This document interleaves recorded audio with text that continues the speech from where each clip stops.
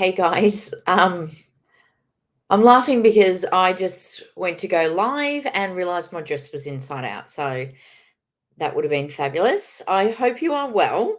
I'm going to be talking about something that you should be avoiding in your content. I say it all the time and it is damaging. I'm just making sure that I'm on the right channels there and that I have my dress in the right way. So that would have been highly embarrassing.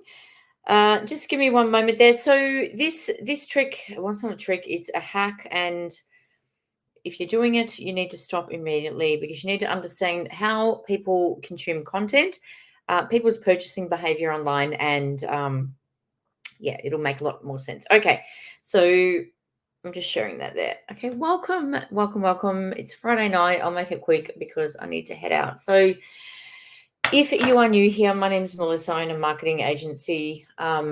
We specialize in organic, can't talk there, organic marketing. So if that's a term that's new to you, that is utilizing free methods to get your name out there. If you're a business that is marketing yourself or you've got an in-house team, you should be looking at absolutely every way possible to get your name out there. So absolutely every single way that you can utilize SEO, so search engine optimization, every single way that you can utilize your social media channels to get seen using it sort of like Google.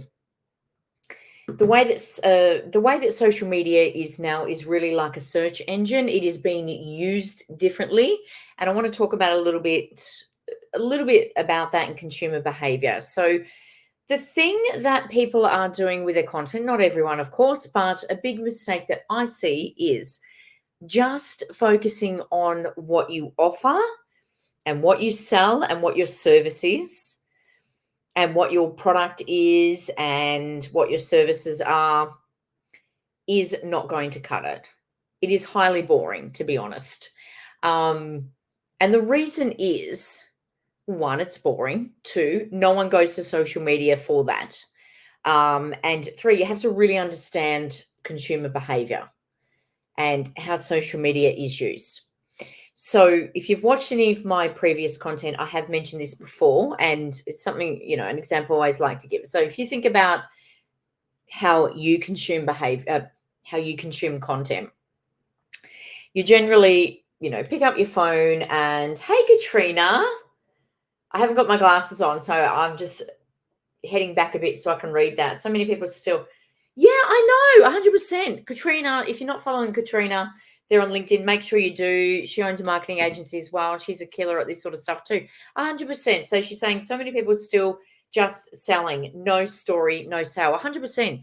There's no connection there, as Katrina's saying. So I'm streaming this to my other channels. I know Katrina's big on Facebook as well. So if you're watching on my other channels and you're not seeing this on on Instagram, as Katrina's saying, there's no story, there's no connection. So if you think about how you consume content yourself, it's quick. It's quick. You're doing it when you're picking up the kids, you're doing it when you're cooking dinner, and you're scrolling. Nobody picks up their phone and says, I'm just going to book in a personal trainer, or I'm just going to go book in a professional in this industry, or I'm going to go hire even a marketer. It just doesn't happen. So then how do we get people to then book our services? Because we are all marketing ourselves online. So it does happen. Obviously, people do buy. So and I'll get to how we do that.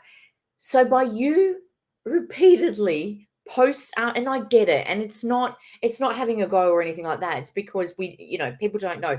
That's why people hire marketers, like myself or like Katrina. So by you repeatedly putting on your post your service, your product, your service, whatever it is, that would be exactly the same as turning on the TV and seeing ad after ad after ad. It is highly boring. It is not engaging. So if you think about the connection between how people consume content and the connection between how they buy, as Katrina was saying, no story, no sale, there's your gap. There's your bridge. So Think of this like, I like to describe it like Netflix in your pocket. So if we are not picking up our phones to buy, then how is that connection made? So I'll tell you how that connection is made. So every time I pick up my phone, and if you understand an algorithm, and if you're only using your social media accounts as a business to attract the right audience, and I'm not going to talk about that on this live. I've done lives about that before, and I can talk about that again on another live. Then you are then attracting your correct audience because you're only engaging with the audience that you want to. Then what happens is your content then is getting out into the front of the people that you wanted to get out into, the right demographic, etc. So then what happens is when that correct demographic is on their lunch break and they're scrolling, you start to appear because you're telling a story. That consumer is starting to, because remember, this is Netflix in your pocket. In their 30 seconds of scrolling, in that first 3 seconds, you're telling a story through your content because you're not selling.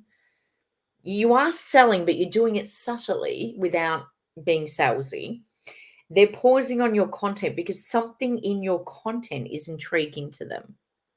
Something in your content, in that first line of your copy, just the text, has caught their attention. So then the algorithm picks up, okay, she's stopped on this content. Next time she's on, or he, I'm going to give her or him more of that content. So again, next time you're on your lunch break, you pick up your phone, more intriguing content. So now, again, you're on that person's feed. So this keeps happening, and there's a lot of touch points online in marketing. So what we call touch points is every time your consumer connects with your brand.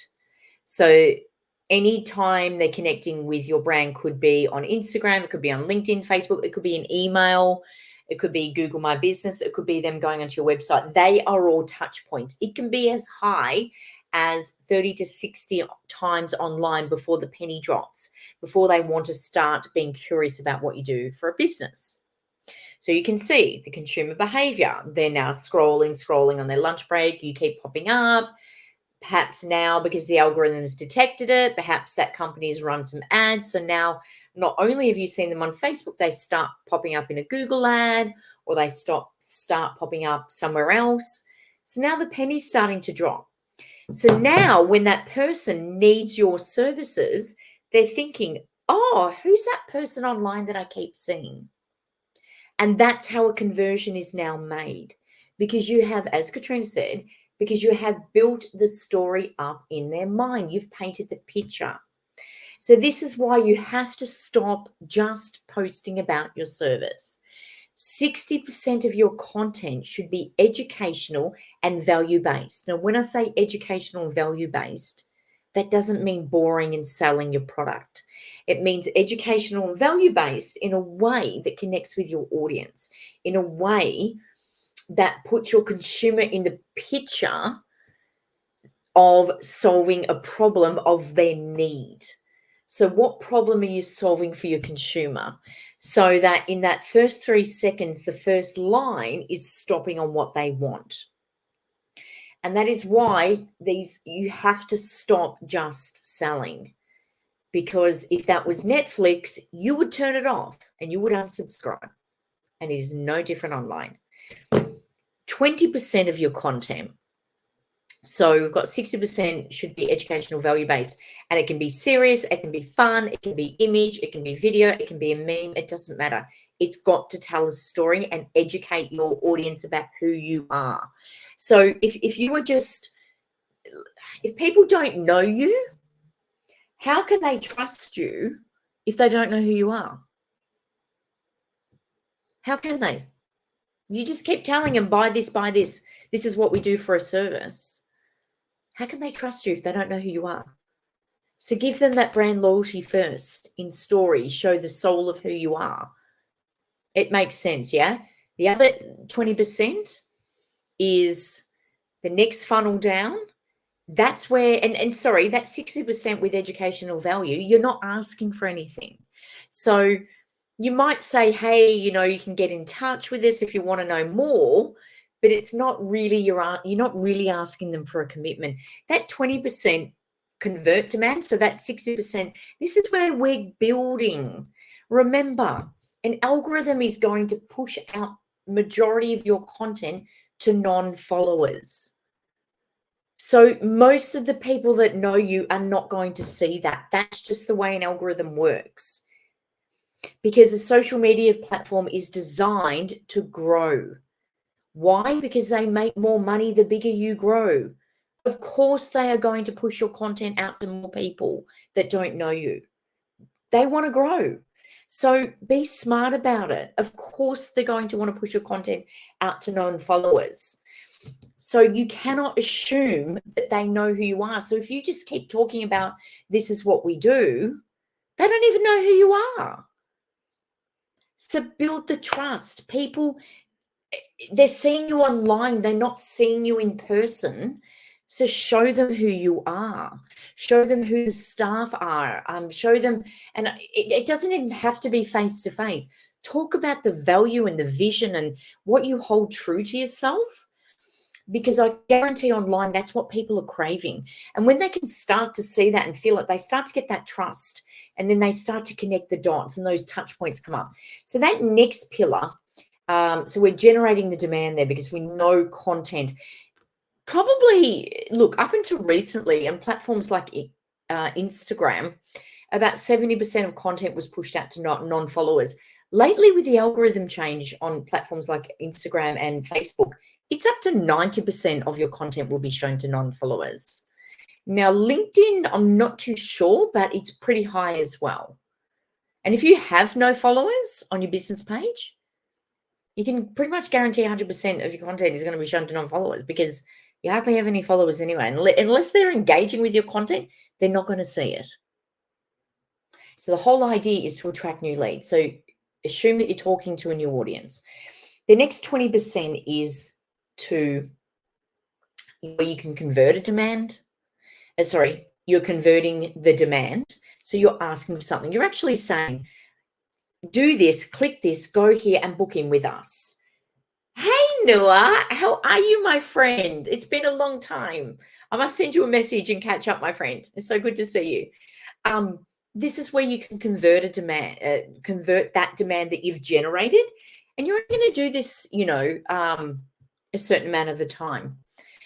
And this is where you're actually asking them to take an action. This is who we are as a company. This is what we do. Come and see us.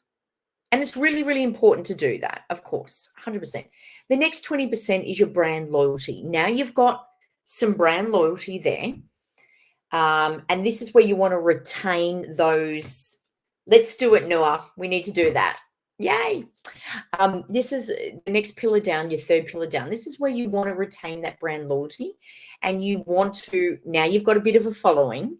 You've got an audience. People are converting, they're buying. You want to retain that. And you also, particularly if you are an e-commerce business, this is where you want to increase your dollar spend.